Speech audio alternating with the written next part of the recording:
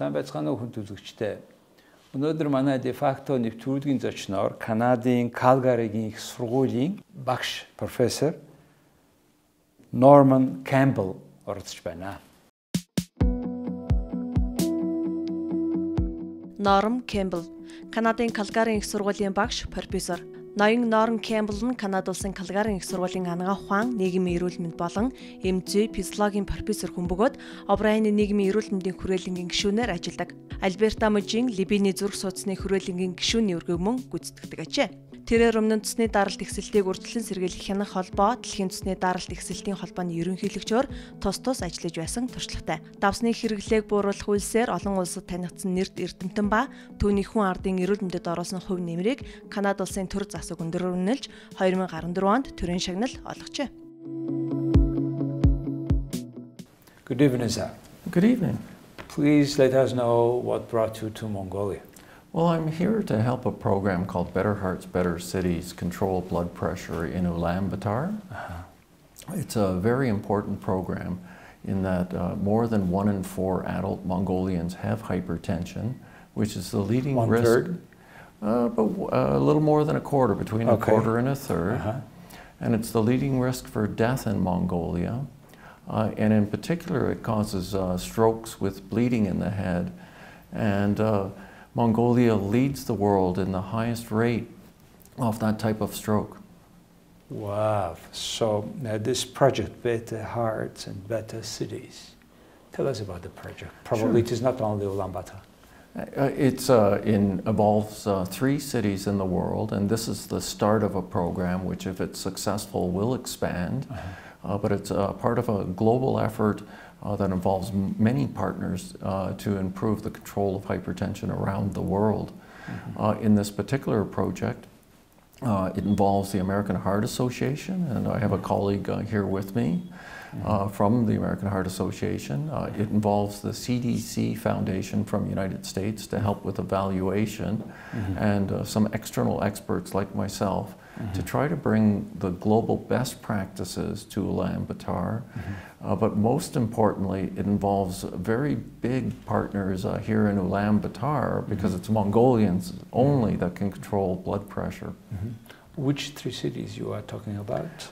Right now, Ulaanbaatar is the lead city, and it's sort of doing the best. Dhafar and São Paulo in Brazil. Dhafar? Yeah. In Senegal? Senegal, and São Paulo in Brazil. Yeah.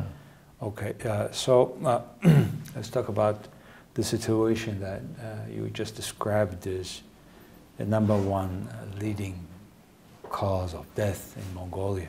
Why is that, do you think?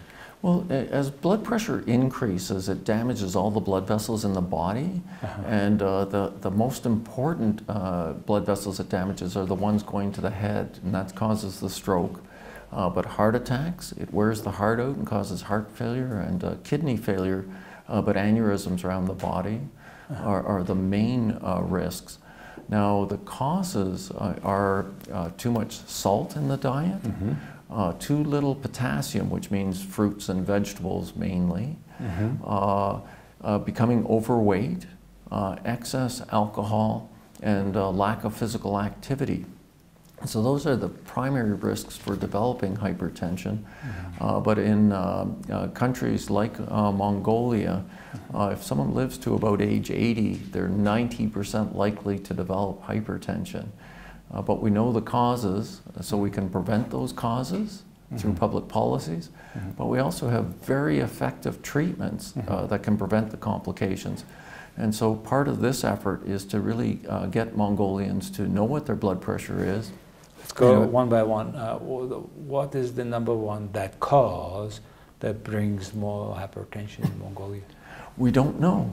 And so it's probably those factors together of the diet in particular, and about 80% of hypertension is diet. I do know some people drink a little more than they're supposed to. I'm not aware of the activity, and Mongolians, they're not as fat as Canadians. Okay. But maybe diet and salt.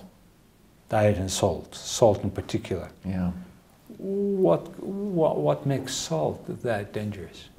Well, it's mainly because it increases blood pressure, but it does have other adverse effects. It's a pro-cancer-causing agent, in particular for stomach cancer, and it washes calcium out of the body as well as potassium. The calcium coming out causes osteoporosis and kidney stones, but there are other associated diseases, but it's mainly the blood pressure, strokes, heart attacks, heart failure, kidney failure, and stomach cancer. See, I mean, all around the world, people eat salt. Yeah. Makes more tasty for many. And do you see any study that Mongolians overuse salt?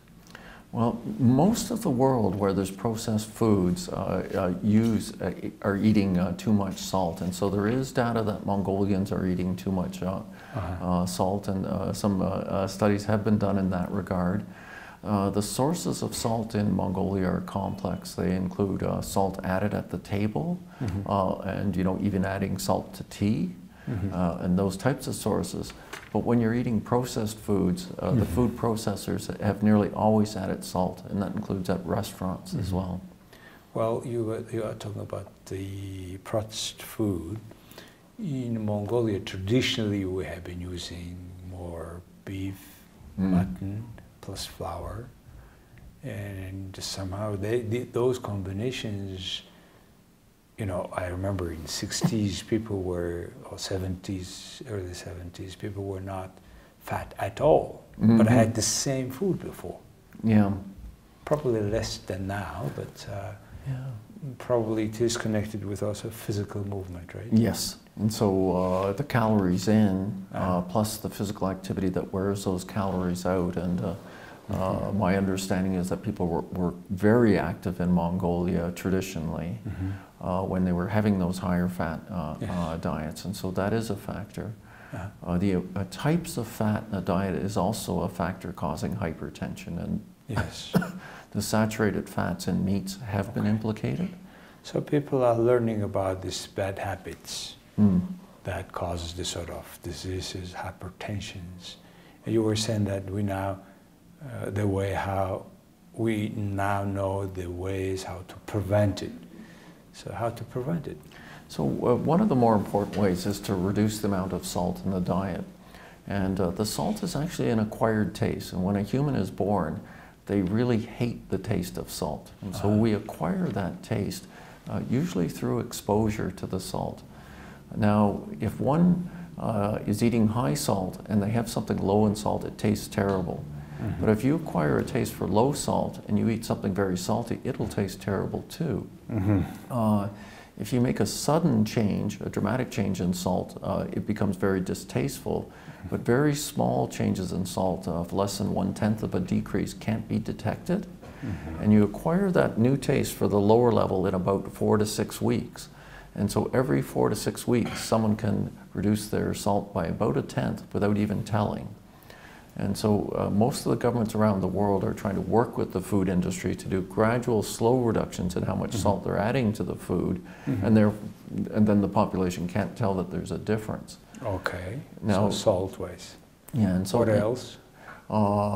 So natural foods contain very little salt, but in particular plants contain quite a bit of potassium, and the potassium also helps protect against increased blood pressure. The next big factor in the diet is the calories, and in most situations that's associated with obesity when someone's getting too much calories. Now, the traditional Mongolian diet may have contained fat, but it probably didn't contain a lot of sugar, and sugar again is another source of empty calories that can explain increases in obesity with the pops and the candies and those types of things. And so encouraging people to be physically active needs to be balanced with the calories that they require so that people stay relatively lean, like yourself. So first, let's have a less salt. Second, more movement, more physical movement. I mean, how big or how small, little should be the physical move? Well, just for ordinary people, just to have understanding. Sure. Well, for the ordinary person, the more active they can be, the better. Now, for people who have heart disease or heart conditions, that should be done with an advice from a physician and gradually increased. But for healthy individuals, they can sit there and say, the more I do, the better. And so if it can be a walk or it can be a bicycle, it should be activity, whatever that person enjoys, they should try to do more of. Some of it's, you know, if we look at the traffic outside, even helpful. It's terrible. Walk is better. But so public transportation and active ways of transportation is one of the ways that cities around the world are encouraging their populations to be more active. So obviously under your project with such a name, you are convincing the city's authority or government of Mongolia to have more people have more opportunity to walk or to bicycle. Well, the main focus of this particular program at the start is to identify people whose blood pressure is high and to get them on effective treatment, because that's something that can be done relatively quickly, relatively inexpensively, and it is highly effective. Have you started it? It has started in its pilot phase now, and so there's 25 clinics in Ulaanbaatar that have started the project. How long ago they have started that? Oh, I'm not 100% sure, but it's within the last 6 months, I believe. Last 6 months. Is there any tangible results? They're just getting the early results just now, and so I don't have those preliminary results. But and how long the project will go? Or? This is going to be a 4-year project. It's funded by the Novartis Foundation, and I think what they're going to do is look to see what the success is. What is Novartis Foundation? Novartis is Is it a big name, no? Yes, it's a big name pharmaceutical company, and this is their health foundation. Okay, so the pharmacy company is also helping the society in different countries to prevent also the diseases. Yes. Yeah, it's good, social, responsible approach. I think so. So you are from Canada? Yes. Calgary? Yep. Not very warm place too. Oh boy, we have 2 feet of snow on the ground, and we had more that just came yesterday, and so. And are you from Calgary yourself? I'm from Canada originally, but I've lived across different parts of Canada. Canada, okay.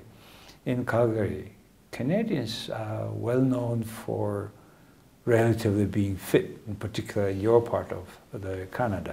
Why is that? I think we've built some of our neighborhoods, and we're changing our neighborhoods to have sidewalks, playgrounds. In my own city, they've made sure that there's bicycle paths. So I used to always ride my bicycle to work, but they made paths so that it was safe for me to do that, because the cars, you know, can be quite dangerous. And so there is this public education, encouraging people. We've had regulations in our schools that there has to be an hour of physical activity in the schools. Per week or? Per day. Per day, 1 hour. But that's, you know, like many things, what they say and what they do sometimes are different things, and so not all the schools have done that, but that's one of the things that they're supposed to be doing. And plus, Canada is of course, it's one of G7 country, large country, which spends, accordingly to the economy, good amount of money for public health. Yeah. And you have several interesting national programs. And one has to do even with this high hypertension. Tell us about that program. Sure, and so this is a program that really started in the late 1990s, when we found that our control of blood pressure was only 13%. And we have a fairly good healthcare system. And we noticed that the American rate of control was 25%, was better than ours. So you could control 30% of the people? Well, we only 13. Oh, 1-3. 1-3. And so Americans were 25%, so about twice as good as us. Of population was some kind of under control? Yeah, and so monitoring in a way? Yeah, meeting the targets. And so what we did was developed a very extensive education program for our healthcare professionals to manage hypertension, and that increased our control rate to 66% in about 6 or so years. Wow, so within 6 or so years you were able to somehow manage? From 13 to 66%, and so, wow. And we noticed the death rate from stroke, heart attack, and heart failure went down as the control went up. Within 10 years, you said? I think it was about 6. Was it only 6 years you were controlled from 13 to 66? Now the data, the first study was done earlier. It finished in 92. Our program didn't start till 99, but in between nothing happened. So that means today you can control, is it today 100% or it's still 66%? No, we're about the same. Okay, about the 66% of your population you somehow monitoring, right, of their high hypertension. Yeah, and so we do surveys that on an ongoing basis that are reported every 2 years now. Now, before we didn't have many surveys, but now we're examining this every 2 years. We get our control rate, but it's ranged from 65% to 68% for ever since. Well, probably also your health insurance system does help. Getting people, our public system, okay. Because people don't pay for physician visits. If you're over age 65, in all provinces, the drugs are subsidized 80%. In some provinces, the drugs are subsidized at all ages. If you're employed, your employer usually has healthcare insurance that provides additional coverage for the drugs as well. So you said over 60 years old patients, people, the drug subsidized 80%. Yeah, 65, yeah, age 65. 65 years old. Yeah, sensitive issue because I'm 62. Okay. So I don't get covered. So you have public medical insurance. Yep. And also you have private public. For people who are employed. How does it work? Each employer. So how much you pay from the salary for that?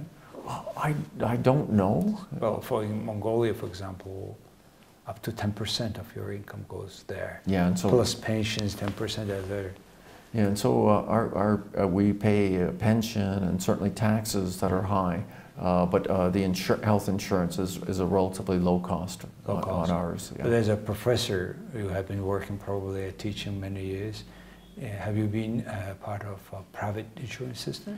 Yes, our university where I work subscribes to a private. It's a private university. Yep, a public university, but private insurance.